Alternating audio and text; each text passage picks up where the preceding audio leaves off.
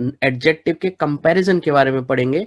यानी कि अगर हम वर्ड नाउन को डिस्क्राइब कर रहा है एडजेक्टिव, तो उसकी कुछ क्वांटिटी बता रहा है, तो वो क्वांटिटी कम भी हो सकती है, ज्यादा भी हो सकती है।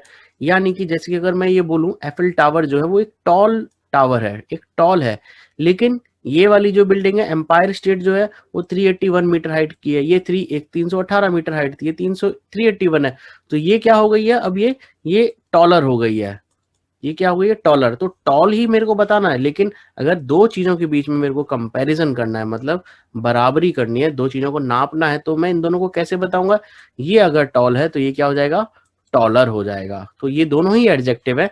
तो एडजेक्टिव मतलब कई फॉर्म ले सकती है, यहाँ पे जो बात वाली सीखने वाली बात है कि एडजेक्टिव की कई फॉर्म हो सकती है। वो नॉर्मल फॉर्म हो सकती है आपकी, या फिर आपकी एक कंपैरेटिव वाली फॉर्म हो सकती है।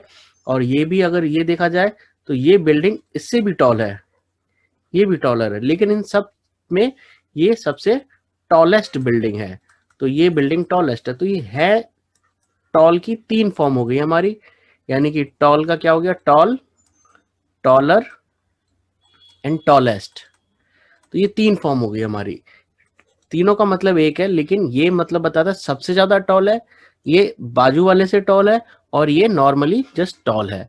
तो ये तीन फॉर्म तरह से हो सकती है। ऐसे और भी जितनी भी एडजेक्टिव्स हैं उनकी कई सारी ये फॉर्म हो सकती हैं, अलग अलग फॉर्म है, वो आप जैसे वोकैबुलरी पढ़ेंगे तो उसमें वो हो जाएगा। लेकिन एक जस्ट आइडिया देने के लिए यहाँ पे कि वर्ब एडजेक्टिव की हमारी तीन फॉर्म हो सकती है। जब हम उसकी क्वालिटी बता रहे हैं तो हम उसकी क्वालिटी की एक्सटेंट जो वो है कम ज्यादा कर सकते हैं, और उसको कम ज्यादा करने के लिए हमें अलग अलग फॉर्म हमने क्रिएट कर रखी हैं। तो आप सेंटेंस के अंदर अगर आप टॉल देख रहे हो तो वो तो ऑब्वियसली आप समझ जाओगे टॉल बिल्डिंग, लेकिन अगर टॉलर देख रहे हो तो वो टॉल ही है, जस्ट उससे दूसरी और थोड़ी ज्यादा टॉल है। और अगर टॉलेस्ट देख रहे हो तो मतलब वो सबसे ज्यादा टॉल है, इसका मतलब ये है।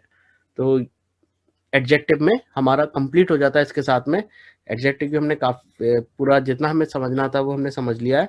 और जो मैं सजेस्ट करता हूँ आपको अभी स्टार्टिंग के लिए, जो आपको याद रखना है एडजेक्टिव के बारे में, वो ये है कि एडजेक्टिव नाउन को डिस्क्राइब करती हैं, और उसकी प्लेस क्या होती है, नाउन से पहले आती है, और वो एक लैंडलाइन फोन की तरह है। वो हम उसकी प्लेस चेंज नहीं कर सकते सेंटेंस के अंदर, वो उस नाउन के साथ आती है जिस नाउन को वो डिस्क्राइब करती है। तो बहुत आसानी से हम अपनी एडजेक्टिव को ढूंढ सकते हैं सेंटेंस के अंदर। नाउन होगा, उसके साथ एक डिस्क्राइबिंग वर्ड होगा, तो हम समझ जाएंगे कि ये उस नाउन के बारे में बता रहा है। ऑलराइट, सो ये हमारा एडजेक्टिव खत्म होता है।